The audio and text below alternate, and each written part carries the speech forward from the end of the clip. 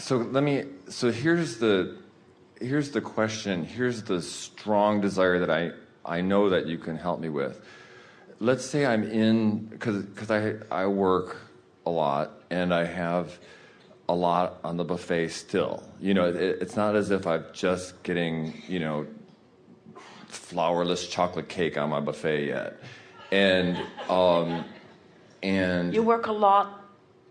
Wonderful. My work has gotten really wonderful, but I'm getting a variety of vibrations and I'm going to be exposed to a variety of vibrations, and I have a variety of thoughts still. But when my resistance is low, it's so sweet. You know, I can go out on the back patio and see beautiful ficus and you know, a beautiful life. My life is beautiful. I'm just saying that I still see the buffet. I still have a variety of vibrations at this stage of my development. And my question for you is, can you guide me when I am exposed, either through my own thoughts I take full responsibility for, or the words of others? Can you help me to increase my focus to when I start to feel the rise of that indicator system, the slight buzz? It's not like excruciating. Occasionally it's uncomfortable, occasionally it's painful, but the rise of my indicator system, to focus more towards their inner being, to focus more, to have a little more deliberate control in those moments rather than have to immediately go out to the deck and, you know, focus on the ficus and the dog.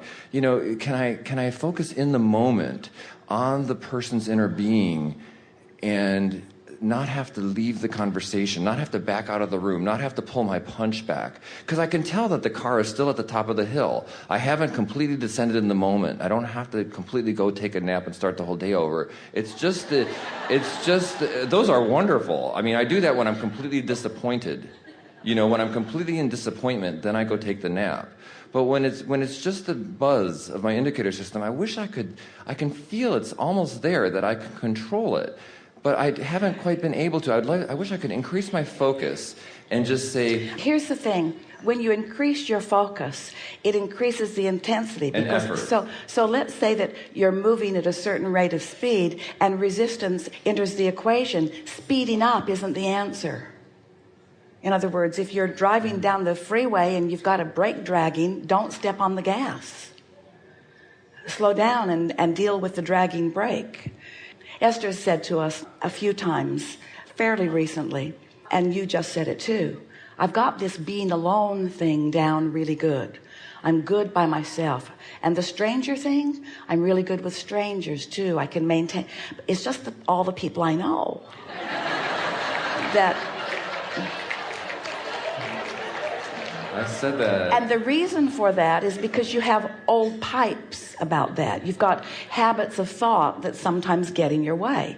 But the nice thing about having some resistance that you're aware of is that as you are asking, you can do something about the resistance that you have. And so you answered yourself in the way that we were about to. We want to say to you that the work is much easier if you do it in advance. It's the pre-paving, it's the lingering in bed longer and finding vibrational alignment with who you really are. It is those quiet moments where you practice the vibration of well-being. But then what do you do when you've practiced the vibration of well-being and someone enters your space who causes some resistance or causes you to feel some resistance? Now, in the perfect world that we are touting here, if you were really steadily in a place of pure positive energy, then no one bringing any resistance would ever enter your space. Isn't that logical with law of attraction? Right. So if you are in that high-flying place and something comes into it which challenges your emotion just a little bit, what's that really saying to you? Couldn't it be saying that you are requesting in the same way that you're sitting here and asking for us to give you some remedies for this? Don't you think that your desire for smooth sailing, that your desire for pure vibration is what's bringing those incremental things to you so that you can sort of work the bugs out of them as you go? figure it out. And that's what we are getting at. If you could look at every situation as an opportunity for you to gain something, it's an opportunity for you to soothe something, because you really do want to be, and we liked the way you presented this, because it is easy once you achieve a pretty steady alignment on that high-flying disc. It is easy to get there when you're on your own. Your own thoughts become rather easy to focus and point in the direction of what you're wanting. But others who you have relationships with, who you've made commitments to, who you have appointments with, in other words, you rarely say to anyone, yes, I'd like to meet you at such and such a place, and I will be on my high-flying disc. I would like you to be on yours. You rarely say that. You don't even say that to the people who know about the high-flying disc. You certainly are not going to say that to the people that you're meeting out there in your workplaces. I'll be flying high, you be there too. Wouldn't be a bad idea to make those agreements. Where you're going to meet, when you're going to meet, and what your vibrational frequencies are going to be when you meet. I'm going to be feeling really good when we have this meeting. I'm going to make sure that I'm vibrationally up to speed to the source within me. You do the same, all right? But of course, people are coming at all different vibrational frequencies. And you said, I don't want to have to run away. I don't want to have to go out with the ficus and the dog. I don't want to have to withdraw from life. I want to be ready for life. I want to be the dominant vibration in the room. I want to be so practiced in my vibrational frequency that while they may not be ready to join me, I certainly will not be ready to join them, because my frequency will be so practiced and so stable that I will be seeing this situation and this one through the eyes of source. So meanwhile, just enjoy figuring out how to tune yourself there. It really is an experience of just having the experience. All of you have beliefs, which is just a thought that you keep thinking. It's a thought that you keep active for one reason or another. All of you have those resistant producing beliefs. And isn't it fun to work the bugs out of them in that high frequency? And this is really what we want you to understand. We are so appreciative of the way you have presented this, because it gives us the perfect opportunity to say this important thing. The only environment in which you can work the bugs out of resistant beliefs is in a high-flying vibration. Because if you're on one of your lower discs and someone comes and you get that thing going, you don't have any power of influence there. It just becomes a sort of complaining session that you have together. But if you're on that high-flying disc, then of course you're going to feel it. Your sensitivity center, your tuning center, your emotional guidance center is letting you know that something is being introduced. But you don't get more guarded and more resistant. You just relax into it and appreciate the fact that your gauges are working properly. And you just sort of smile and set back in that a little bit. You could even ask yourself, am I able to maintain my high-flying vibration here? And if you catch it early, as you were suggesting, if you catch it early, you can, from that high-flying place, if that's where you are, you can just gaze with appreciation. Just find something about this person or about this situation to appreciate. Give your undivided attention to your appreciation, and it will just cause you to focus right in there in a stronger way. You'll just feel yourself open to the resources. Another thing that you could do is you could say, here I am focusing, and I have intentionally focused myself into vibrational alignment with my inner being, with source, with all of that high-flying vibration that's in my vortex. I've deliberately tuned myself there. And now I'm having an interaction that is calling me to a different tuning. Which do I want to tune with? This or this conversation? This or this?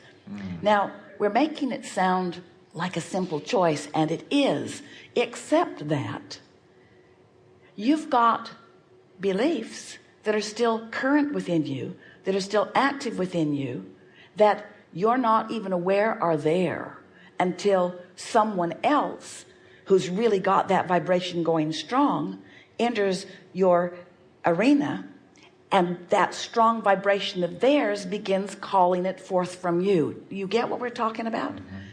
If it weren't potentially active within you, if it were really, really dormant, if only this high-flying stuff is what you've had going on for quite a long time, anybody could walk into your space with any vibration going on, and it wouldn't affect you at all, because it wouldn't attract from you the vibration that is theirs.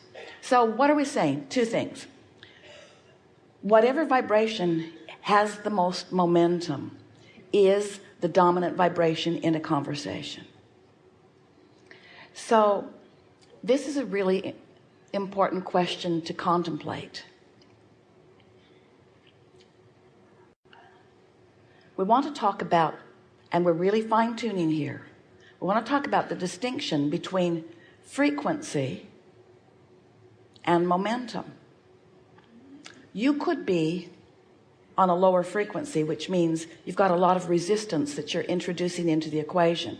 So let's say you're fearful or in despair. Yeah.